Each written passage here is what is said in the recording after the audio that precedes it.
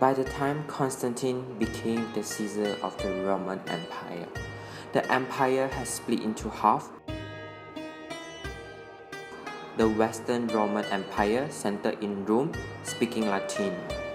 The Eastern Roman Empire of Byzantium was later renamed Constantinople and is now called Istanbul.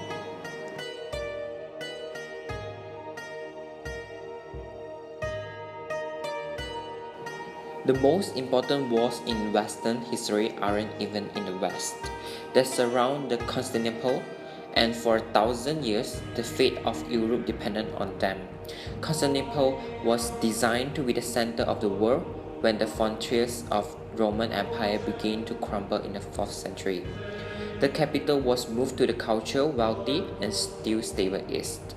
At the crossroads between Europe and Asia, the hub of the major trade routes of the ancient world, the Emperor Constantine built his city. The city was taken and the Roman Empire finally disappeared.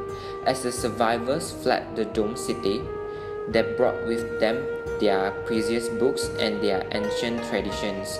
They traveled west to Italy, reintroduced the Greek language and learning to the Western Europe and ignited the Renaissance.